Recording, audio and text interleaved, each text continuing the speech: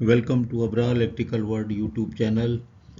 ये टॉपिक है आज का हमारा T and D losses, transmission and distribution losses. वैसे तो बड़ा पुराना टॉपिक है, लेकिन मैंने इसमें कुछ नई चीज़ें भी डाली हैं जिसका ताल्लुक डायरेक्ट जो डिस्ट्रीब्यूशन कंपनीज दुनिया भर में हैं, जिसको डिस्कोस कहते हैं। पाकिस्तान में भी डिस्को कहते हैं, लेकिन और तमाम मुल्कों में भी डिस्को ही कहते हैं।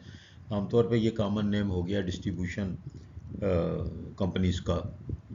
तो एक रिक्वेस्ट भी थी कि डिस्ट्रीब्यूशन लॉसेस, ख़ास तौर पे डिस्ट्रीब्यूशन लॉसेस पे कोई लेक्चर कर दिया जाए। तो मैंने सोचा कि डिस्ट्रीब्यूशन क्यों, फिर मैं पूरे टीएनडी लॉसेस का ही अहाता कर लेता हूँ और उसके मुतालिक बताता हूँ कि वो कुछ तो चीज़ें बहुत कॉमन है, लेकिन उनका करना क्या है और वजूहत क्या है वो भी मैंने इसमें डाली है। तो ज़रा देखिएगा, कोशिश की है मैंने कि थोड़ी सी तफसील के साथ बना दी जाए, वरना तो ये मैटर बड़ा कॉमन है, हर जगह मिलता है। देखें, टीएनडी का मतलब आपको पता ही है, transmission and distribution losses. Transmission losses में और डिस्ट्रीब्यूशन लॉसेस में ये सब चीज़ें जो लिखी हैं कॉमन है। यानी कि देखें, जो कंडक्टर है, कंडक्टर के अंदर कॉपर हो या एल्युमिनियम हो, उसके अंदर लॉस होगा, जिसको कॉपर लॉस का एक नाम दे दिया गया है। मैं कई दफ़ा आपको ये बताता हूँ कि ये ऐसे ही बात होती है जैसे कि हम लोग नकली घी को जो है ना डालडा कहने लगते हैं, बचपन से ही डालडा डालडा, और एक असली घी कहते हैं। तो इस तरह की चीज़ें होती हैं। मैंने भी मिसालें आपको दी हैं कि कोई भी डिटर्जेंट लाओ तो लोग घर में देखें, आप गांव में भी शहरों में भी यही कहती हैं औरतें कि वो सर्फ मंगा लो, और वो होता जो है कोई और है। तो इसलिए कॉपर लॉस का मतलब कॉपर नहीं है, इसका मतलब ये है कि जो भी रेजिस्टेंस होता है, कंडक्टिंग मटेरियल जो भी है, जैसे फ़र्ज़ करो कि अर्थिंग राड है, अर्थिंग का वायर है, वो कॉपर वेल्ड भी हो सकता है, कॉपर का कोई अलाय भी हो सकता है, और आयरन और कॉपर का मिक्सचर भी हो सकता है। तो उसके अंदर भी तो अगर है कोई वोल्टेज ड्रॉप हो रहा है तो रेजिस्टेंस है। तो कॉपर का मतलब कॉपर नहीं है, कॉपर का मतलब है आई स्क्वायर आर लॉस। और आई का मतलब ये है कि ये लॉसेस जो हो गए, ये प्रोपोर्शनल किसके हो गए, करंट के स्क्वायर के प्रोपोर्शनल हो गए, आई स्क्वायर आर लॉसेस। इनको लोड लॉस भी कह रहे हैं, इनको वेरिएबल लॉस भी कहते हैं। वो इसलिए कि ये वेरी करते हैं, और ये common to distribution and transmission both है। फिर इसी तरह देखें ना, जो अपना ग्रिड स्टेशन हैं, सब स्टेशन हैं, हाई वोल्टेज के ट्रांसमिशन लाइन के नेटवर्क की अगर हम बात कर रहे हैं, तो बहुत हाई वोल्टेज की बात कर रहे हैं, तो उनमें कोर के अंदर आपको पता ही है कोर लॉसेज होते हैं, जो कि आई नॉट करंट फ्लो होता है शुरू में, इंडस करंट। इंडस करंट के ऊपर मैं पूरा लेक्चर बना चुका हूँ, कैसे कम करना है, क्या करना है, वो अलग बात है। उसके दो कंपोनेंट होते हैं, आपको पता है आई नॉट के, एक हिस्टैरिसीस लॉस होता है, यानी कि जो कोर होता है आपका, पोलराइजेशन में जो एनर्जी खर्च होती है। कर्व भी आपको पता है, बीएच कर्व भी, तो वो हिस्टैरिसीस लॉस होता है। और दूसरा एडी करंट लॉस है, जो कि सर्कुलेटिंग करंट फ्लो होता है बैक ईएमएफ की वजह से आयरन में, और हर कोर के हर यानी कि लेयर में। इसी एडी करंट के लॉस को कम करने के लिए हम जो है ना लेमिनेशन यूज़ करते हैं। अगर पूरा ही एक आयरन का ही कोर होगा, तो उसके अंदर फिर बड़ा हेवी एडी करंट फ्लो हो सकता है। तो ये एडी करंट आपको पता है, हिस्टैरिसीस लॉस फ्रीक्वेंसी के हिसाब से वेरी करते हैं, एफ स्क्वायर से हिस्टैरिसीस लॉस, और एफ का प्रोपोर्शनल एडी करंट होता है। हिस्ट्री लॉस पे मैंने एक बिल्कुल नई वीडियो लेक्चर बना दिया है। और हिस्ट्री लॉस का मतलब ये है, देखें, जब फ्लक्स है ना, वो कोर में तो बह रहा है, लेकिन फ्लक्स को कौन रोक सकता है कि वो जो जो उसका मेटेलिक टैंक है वहाँ तक ना पहुँचे, और जो नट एंड बोल्ट है उनसे टच ना करे, आयरन को क्यों नहीं करे? वो तो करेगा। आपने फिजिक्स में एक आपको दी जाती है बार मैग्नेट, आप बनाते हैं ना मैग्नेटिक, उसकी लाइंस ऑफ फोर्सेस इंटर में फर्स्ट ईयर में शायद, ये या मैट्रिक में प्रैक्टिकल भी होता है। तो वो जो चीज़ मैग्नेटिक फलक जो लिंक करेगा टैंक को और दूसरी चीज़ों को, तो उसकी वजह से भी उसके अंदर हिस्टैरिसीस और एडी करंट लॉस होंगे। तो वो उनको कहते हैं हिस्ट्री लॉसेस, कम होते हैं।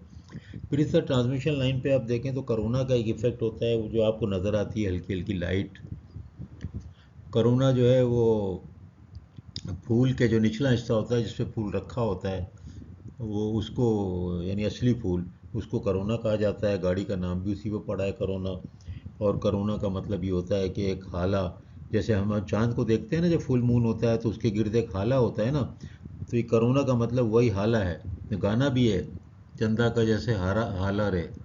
तो वो जो है ना हाला, वो जो है वही जो हाला है वही ये हाला है, कंडक्टर के क्रॉस नज़र आता है और इसके अंदर आयोनाइज होती है एयर, तो उसकी वजह से वो अंदर वो आवाज़ भी आती है उसमें चुटुर चुटुर, और वो जो स्पार्किंग भी होती है, तो ज़ाहिर है कोई ना कोई लॉस तो हो रहा है, जो शोला बन रहा है हल्का हल्का, तो कोरोना लॉस भी होता है, मगर ये दोनों आखिर वाले बहुत कम होते हैं, इसलिए आप इसको तस्करा नहीं करेंगे, आमतौर पे आप नहीं देखेंगे। लेकिन मैंने आपको बताया कि मैं ज़रा डिटेल में बना रहा हूँ ये सारे मामले को, कोई एरिया भी छोड़ूंगा नहीं, बाकी ये बता दिया मैंने कि जो इसमें मेजर कंपोनेंट कौन से कहलाएंगे, वो कॉपर लॉस या वेरिएबल लॉस, और दूसरे कोर लॉसेज या नो लोड लॉसेज, इनको नो लोड लॉस कहते हैं, और ऊपर वाले जो हैं वो उनको कॉपर लॉस जो आई स्क्वायर आर भी होते हैं।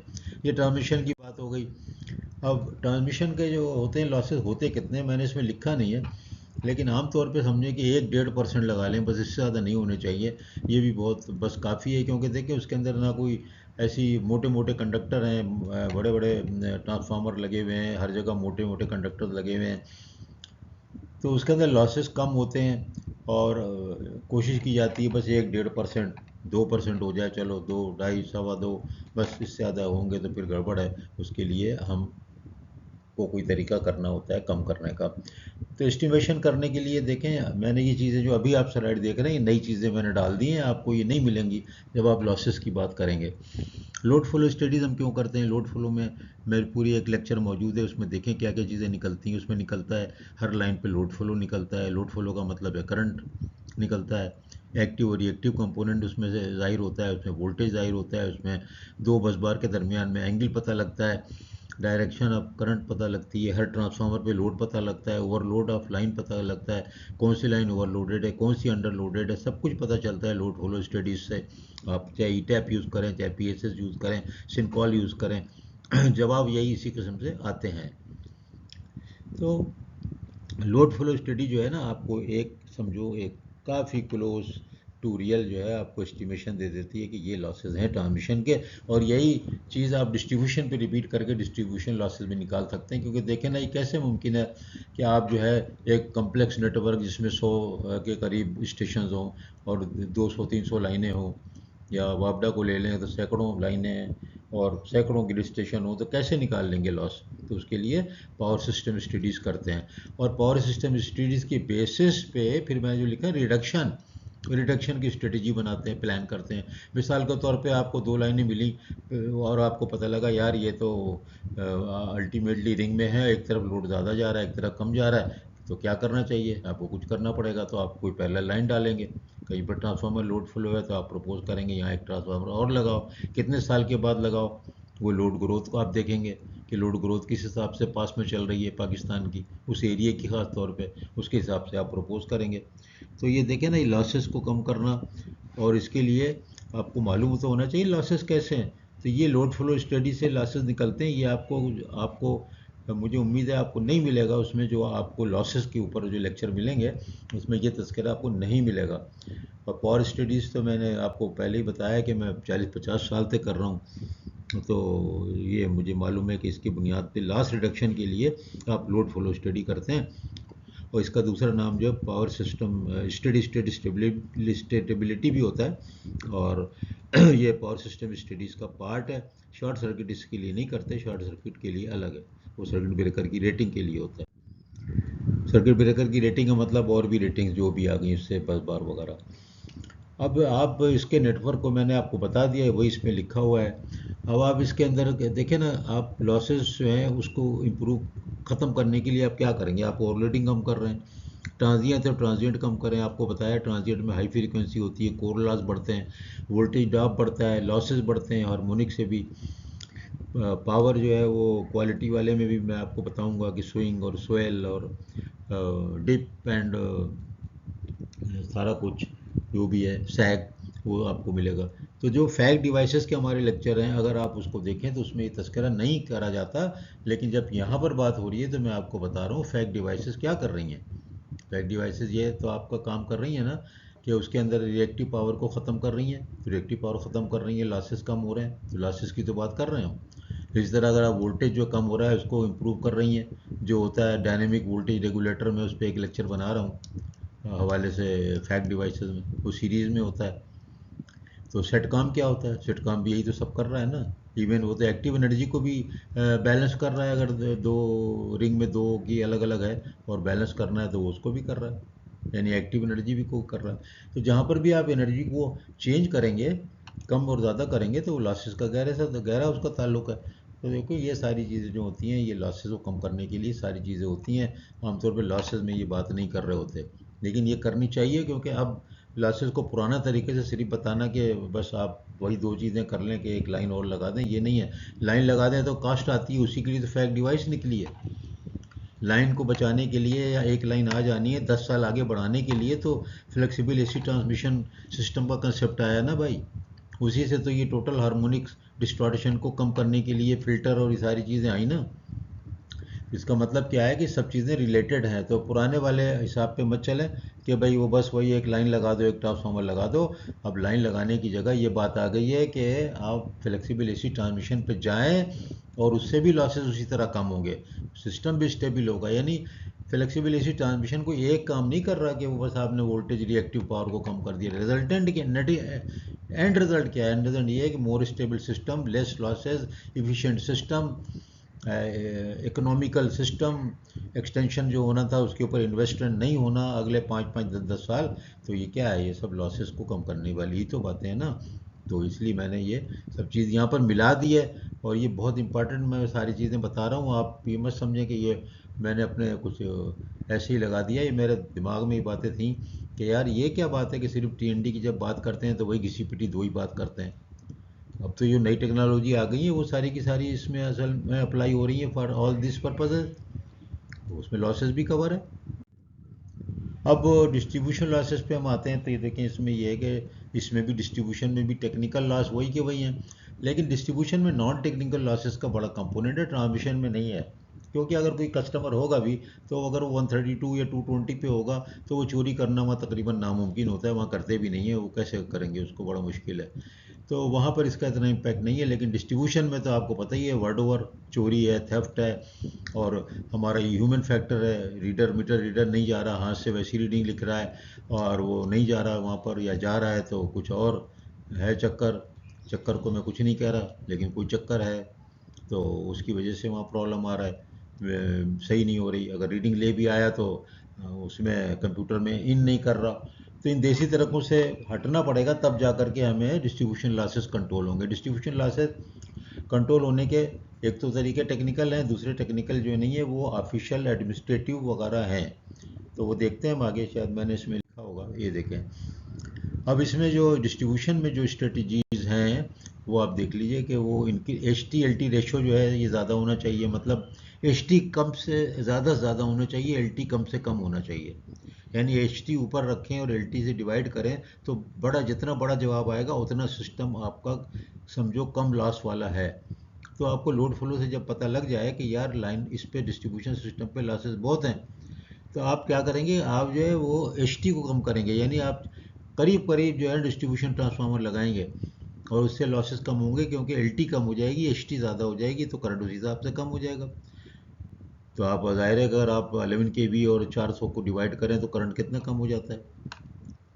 तो सारी दुनिया में सिंगल फेज ट्रांसफार्मर जगह जगह हर 2 3 4 पोल के बाद तो नज़र आते हैं ना। और मैंने एक अलग वीडियो की हुई है कि अगर सिंगल पोल ट्रांसफार्मर लगाएं तो आपको जो है 57% बिजली प्रोवाइड कर सकते हैं, अगर उसमें से एक फेज़ वाला ट्रांसफार्मर गायब हो जाए, और 3 फेज़ बिजली दे सकते हैं। मेरी एक लेक्चर मौजूद है, और मैंने यहाँ बहुत कोशिश की कि वो भाई सिंगल फेज ट्रांसफार्मर हम क्यों नहीं लगा सकते। सारी दुनिया में इसलिए लगाए जाते हैं ना। अब देखो ना, एक अगर डैमेज होगा, अभी तो हमारा एक फेज अगर जल जाता है, हमारा 3 फेज का ट्रांसफार्मर ख़राब हो जाता है पूरा जनाब। वो चला शक्कर से कराची से लाहौर, वहाँ वापडा में गया वर्कशॉप में, वहाँ बना, पूरा 3 फेज का ट्रांसफार्मर चला आ रहा है। लेकिन पता नहीं क्यों, क्या रीज़न है, कोई रीज़न, हमारे यहाँ के जो रीज़न है सब आपको पता है, उसको रीज़न को बताना सही सही बहुत बड़े गुनाह की बात हो जाती है यहाँ पे। लेकिन यहाँ पर ये इस तरह की चीज़ें नहीं हो सकती कि पूरी दुनिया में है, हमारे यहाँ क्यों नहीं भाई। जाहिर है, क्या बात है, आप खुद ही अपना दिमाग लड़ा लीजिए, मैं कुछ नहीं कह रहा। फिर आप देखें कि आप वोल्टेज को अपग्रेड करें। अगर आपके पास समझते हैं कि ये शहरी एरिया है 11 के वी का सिस्टम है, बहुत ही ओवर लोडेड है, आप 33 के वी पे चले जाएं, मिक्स कर लें उसको। फिर इसी तरह थेफ्ट को रोकने के लिए एरियल बंडल केबल यानी इंसुलेटेड केबल जो है वो पोलों पे चढ़ाएं और चलाएं, काफ़ी तेज़ी से काम हो रहा है। कराची में भी हो रहा है, डिस्कोज में भी हो रहा है। पैसे की प्रॉब्लम होती है लेकिन काम इस पे हो रहा है। ऐसी बात नहीं है कि हमारे लोगों को नहीं पता, हमारे लोगों को पता है, वो काम इस पे कर रहे हैं। लेकिन जाहिर है कि ये लंबा काम है, स्लो भी होगा, पैसा भी इन्वॉल्व है, तो आसान तो नहीं है। लेकिन ये काम बहुत अच्छा है, आप देख लें कि इसके अगर होगा तो उस पर चोरी करना मुश्किल हो जाता है। लेकिन हमारे ऐसे फ़नकार हैं कि जो लोग एबीसी बना रहे हैं, उनके जॉइंट्स वगैरह और कनेक्टर उन्होंने चोरों को भी बना के उनमें से कुछ लोगों ने देना शुरू कर दिया है, और अब उससे भी चोरी शुरू हो गई है। आप जाके अपने यूटिलिटी में डिस्ट्रीब्यूशन इंजीनियरों से पूछ लें, वो कहेंगे सर हमें जो सप्लाई कर रहे हैं कनेक्टर वही उनको भी दे रहे हैं, वो अपना लगा करके मिलता जुलता तार लगा रहे हैं। अगर कोई लाइनमैन जा भी रहा है तो थोड़ी पहचान सकता है कि यार ये उनकी बिजली है या एक और कनेक्शन दे दिया। फिर इसी तरह एनर्जी मीटर का मसला है कि उसमें जो है ऑटोमेटेड मीटिंग जो है वो सिस्टम को लाना चाहिए। रिमोट से मीटिंग होनी चाहिए, रिमोट से ऑन ऑफ कर देना चाहिए अगर कोई है। लेकिन इन सब का ताल्लुक जो है ना, उसमें ह्यूमन फैक्टर बहुत बड़ा है। अगर फ़र्ज़ करो मीटर रीडर ही जो है मिला हुआ है कस्टमर से, जो कि उसके बगैर तो चोरी नहीं होती ना, तो फिर ये सब चीज़ें बेकार हैं। ये सब चीज़ें लगी हैं, एमआर भी लगे हैं, ये मुल्तान में भी लगे, ये लाहौर में भी लगे, और ये हर जगह लगे, लेकिन कुछ भी इनका फ़ायदा नहीं है। क्योंकि जब अगर आपका ग्राउंड पे जो लोग हैं वो अगर उनके साथ सेट हैं तो क्या कर सकता है कोई? वो अगर रीडिंग आ भी गई तो कोई क्या करेगा? उनको ख़राब कर देते हैं, तोड़ देते हैं, ये सारी चीज़ें होती हैं। तो हम पाकिस्तानी सिनेरियो की बात नहीं कर रहे, लेकिन आप देखें कि ये इसका सोल्यूशन है।